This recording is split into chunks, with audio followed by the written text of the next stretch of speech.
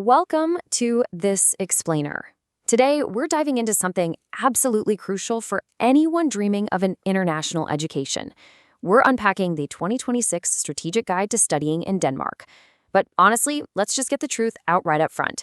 Studying in Denmark isn't just an education. It's a high-stakes, high-reward, strictly calculated financial risk. We're going to break down the exact numbers, the academic hurdles you'll face, and, most importantly, that ultimate career payoff. So here's our roadmap for today.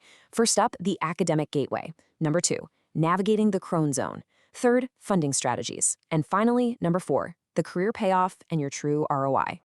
All right, let's jump right in. Part 1, the academic gateway. To really grasp why Danish universities are in such high demand right now, you have to understand problem-based learning, or PBL. You see, the Danish system totally ditches rote memorization. They don't want you just memorizing textbooks. Instead, it throws you straight into collaborative, real-world case studies. It's like a giant puzzle. This model is absolutely brilliant if your goal is to turn theoretical knowledge into practical, job-ready expertise. Whether you're targeting Tier 1 institutions like DTU or the University of Copenhagen for your 2027 admissions, this whole academic strategy of innovation, research, and startup integration, that is exactly what sets you up for global campus placements. But hey, to get into these top-tier programs, you've got to have the scores. Most undergraduate and postgraduate programs ask for an English B level requirement. That translates to a 6.5 on the IELTS, or somewhere between a 79 and 93 on the TOEFL IBT. But notice that higher benchmark. If you're eyeing the truly elite programs, they demand an English A level. That pushes your target up to a solid 7.0 in IELTS or past a 94 in TOEFL. You really have to prepare for these exams with that higher benchmark in mind, just to keep all your options open. Okay, so once you're actually in, you're going to run right into the Danish 7-point grading scale. It looks kind of confusing at first glance, but let's demystify it. A 12 is your absolute top score, basically an excellent A. But here's the catch. To get a 12, you literally have to master the material with practically zero weaknesses. No pressure, right? It's an absolute standard. It doesn't grade on a curve. A 0.2 is the bare minimum passing grade, and a -3, well, that's an unacceptable, complete fail. So, how does this incredibly strict grading actually play out in reality? Well, looking at the cumulative distribution of average marks across the system, you can see exactly where most students end up. Getting a straight 12 across the board is exceptionally rare. The vast majority of students land squarely in the middle ranges. Understanding this is absolutely crucial for your academic strategy. Seriously, don't panic if you aren't hitting 12s on every single assignment. The system is literally designed to be rigorous. Moving right along, Part 2, navigating the Krone Zone. When you're mapping out your total cost of education, location is everything. On a moderate student budget, living in Aarhus is going to run you roughly 1,20,000 Indian rupees a month.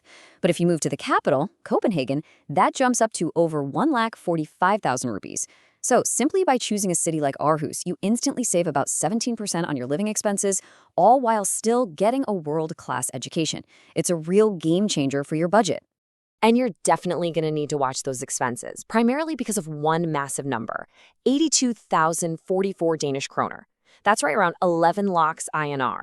And you need this as mandatory proof of funds in your own name just to secure your student visa and residence permit. The authorities want rock-solid proof that you have a robust financial buffer before you even set foot in the country. Which brings us to a pretty harsh reality check, straight from international students who are actually on the ground right now. The sentiment is incredibly clear. Copenhagen is just too expensive to survive on a part-time job. While getting a part-time job permit is standard for international students, and honestly, we highly recommend it for your overall career strategy, relying solely on those side hustles to cover your core survival costs in the capital, that's a fast track to severe financial stress, and potentially even a visa rejection. Okay, so how do we actually pay for all this? Part 3, funding strategies. With annual tuition fees ranging anywhere from 6,000 to 18,000 euros, let's break down your funding arsenal. First up, you've got university-specific government scholarships. Now, these are highly competitive, for sure, but they can offer full or partial tuition waivers. Then there's the SU grant, which is a monthly stipend. But a quick warning here, as an international student, you only get this if you meet some very strict equal status worker rules. And if you're an exchange student, you're completely excluded. Because of this, many families turn to educational loans through partners like SBI, Axis, or Prodigy. And this is a huge win for Indian families. The new 2026 union budget introduced TCS relief on education-related remittances. That significantly lowers the upfront transaction tax burden for your family. All right, time for the best part. Part 4, the career payoff and your ROI. The absolute biggest anchor for your return on investment is this right here. When you graduate from a state-accredited Danish program, you automatically get a 3-year job-seeking permit. This visa extension after your studies is a massive stability advantage compared to other traditional study destinations. It gives you the actual time you need to network, go to interviews, and land a job in the Danish market without that crushing immediate pressure of an expiring visa. And when you do land those jobs, the salary insights are just phenomenal. The mid-level earning potential across Denmark's highest demand sectors is massive. We're talking gross monthly salaries hitting 65,000 DKK in tech and 60,000 in both pharma and finance. These are the degrees in jobs that are practically screaming for talent. Landing a role here smoothly transitions you onto an employee visa and taps you into some of the most competitive compensation packages in all of Europe. But let's just pause for a second. We've thrown around some incredibly big numbers, but a very common starting or mid-level salary is usually around 40,000 to 45,000 DKK. So the question is 40,000 DKK a month actually good? We really have to shift from gross salary dreams to the stark reality of the Danish tax system. From a 40 to 50K gross salary, your actual net take-home pay is going to be roughly 30,000 to 32,000 DKK. Yes, the taxes are high. There's no way around it. But look at what your total compensation package actually buys you. Your employer pays an additional 8 to 15% directly into your pension, completely on top of your salary. You get universal free healthcare. You get 5 to 6 weeks of paid vacation, not to mention incredible parental leave policies. Those high taxes are literally paying for an unparalleled standard of living. Which brings us to our final thought. The cost of education is steep. The grading system is incredibly rigorous, and the weather is, well, it's Scandinavian.